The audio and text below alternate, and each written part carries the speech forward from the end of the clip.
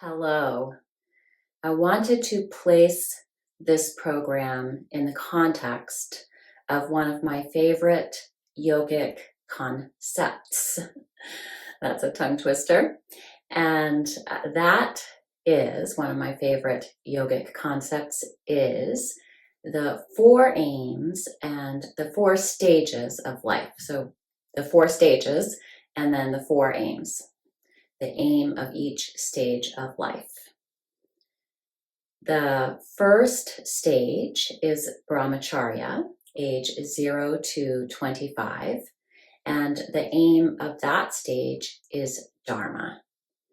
And the second stage, 26 to 50, the stage of grihastha, and the aim is artha. And then vanaprashta, age 51 to 75, the aim is kama. And the final stage, you've probably guessed, 76 to 100, the stage of sannyasa. And the aim of this final stage of life is moksha, liberation. And I'll go into detail about what all the other Sanskrit words mean as well. But I just wanted to say that one, moksha, liberation, the last and final stage of life. And that is why we are gracing rather than aging, and we're full of our age. Because yoga intends for us to be growing in wisdom and experience throughout our lives. And we place so much importance on the initial development, age 0 to 10, and then a little bit less on 10 to 20. And then we kind of forget about it after that, although some people have tried to bring it up in the famous book Passages that was very popular in the 80s, which I highly recommend. And yet the yogis knew about this thousands of years ago, that we continue to develop and grow throughout the trajectory of our lives. And of course, we don't all make it to the final stage or even the third stage. And that is tragic. We do feel a sense of tragedy when people have that lack of completion in their lives. Deep down inside, we know that optimal health and human development would give us about 100 years. The body is designed to last even longer if well cared for. But of course, there are other things that happen as well. Even if you work hard on your own personal health and well-being, there are forces greater than ourselves. And of course, that is part of the yogic journey, to really understand that union between the small self and the large self, between the micro and the macro. So back to the stages though. Brahmacharya, meaning moderation, but also meaning walking with the divine. And we really see this and feel this, don't we, in the first stage of life? Who hasn't seen a baby, held a baby, and felt that sense of divinity, that this gift from God or some higher power has arrived? And then we watch with delight as they grow, and they grow so fast. It really is a miracle how much they grow physically and mentally throughout that first period of life. And now we know that the brain does not stop developing until about age 25. And we used to think by the time they were 10, they were pretty much done. Definitely by the time they were 16 or 18, they were fully baked. But the yogis knew, no, that's not true. It's 25. The yogins, I should say, trying to be gender neutral, and many of the practitioners who've passed the wisdom down through the ages were female. And of course, we think maybe there were some other genders in there too, androgynous and transgendered folks amongst the yoga practitioners. But once again, I digress. But still, it does in a way have to do, right, with this first 25 years when people are figuring out their sexuality. The aim is Dharma. So as you figure out who you are and where you want to put your energy, sexual energy, mental energy, physical energy, emotional energy, how to moderate that there is this sense of the divine, that you've been given this life, that you've been given talents and gifts and strengths, and how are you going to bring that all together and develop your potential and offer your gifts to the world, contribute, make your contribution to the world. And that's what Dharma is. What are you here for? What is your purpose? What is your destiny? And we see young people really searching for this in so many ways. And then the second stage, Grihasta, the aim is Artha. And I love this one in particular because it speaks to the practical nature of yoga. And sometimes yoga seems a little out of reach, maybe a little woo-woo, a little impractical, right? How are we supposed to be enlightened when we have to get food to eat and houses to live in and find partners and have friends and get a job and all that stuff? Well, Grihasta says that's exactly what we're supposed to do. And so again, I would say that the stages and the aims identified by the yogins were not so much, this is how you're supposed to do things. No, this is just the way it is. They were simply observing, as they always do, that this is how it goes. And if we can really connect with the reality and the truth of what it is to be human, to become a human being, then this is what it seems to look like.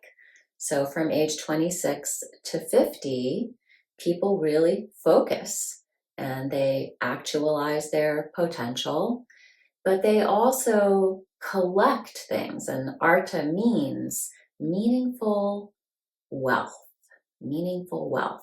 So not necessarily money, could be abundance and prosperity in other ways, education, experiences. But most people during this time need to find a place to live that's not with their parents, and they often are looking for a partner, someone to share their lives with. They create new life, have children, they have careers, jobs, travel. This is a time of collecting the things that we need so that we can be comfortable and live with ease during the second half of life. So first we figure out who we are. We embrace the divine nature that has been given us, but then we also have to be practical and have our feet on the ground and figure out how to survive. But we want to do it in a meaningful way.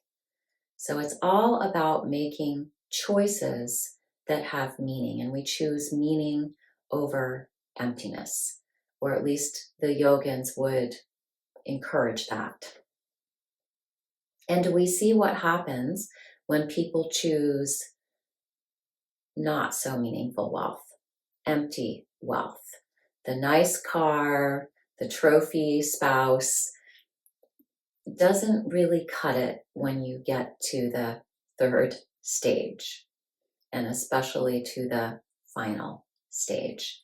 And it's in the second stage in Grihasta, as we're collecting all the things that we need for ourselves, that we first really touch in to our mortality.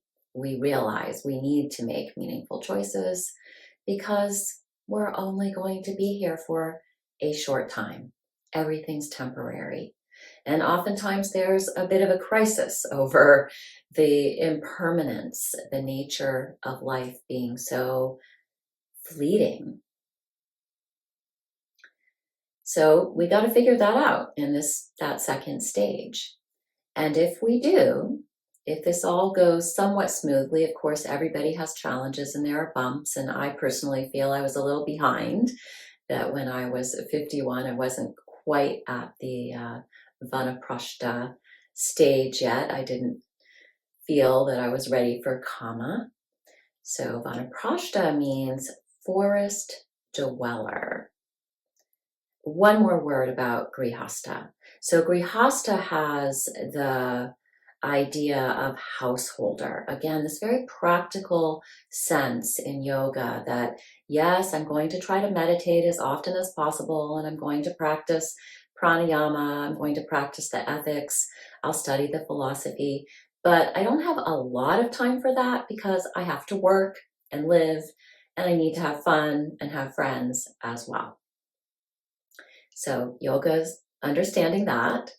And so in Grihasta, there's a holding on as we collect all this stuff that we need. And at the same time, letting go. Letting go of placing the meaning of our lives on this stuff. Stuff is not the meaning of our lives. So when we come to the third stage, Vanaprashta, we really are letting go. Vanaprashta meaning, as I said a moment ago, forest dweller. We're already starting to be half out. We're still half in. We still have jobs. We still have partners, children. And Kama is ours. Kama is delight. Kama is enjoyment. Enjoying what your soul has been longing for, relaxing, recreating, traveling.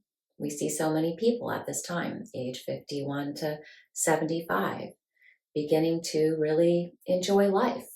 Oftentimes grandparents enjoy their grandchildren so much more than they were able to enjoy their own children.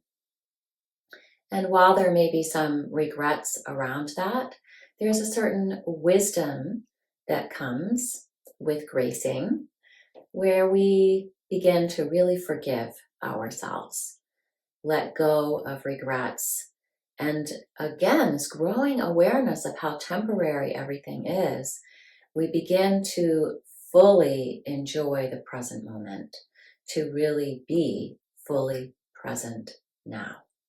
We know the next and final stage is coming. Sannyasa, renunciation. We're leaving. We're moving more and more out of the world, more and more into the forest. And in yoga, the forest represents enlightenment. So moksha is liberation, spiritual enlightenment, freedom. Freedom, really letting go. We won't be taking anything with us. Not this body, none of our stuff, none of the people that we love, and then again, in a way, all of the people that we love. So whatever we believe, right, we start to really figure that out in this final stage.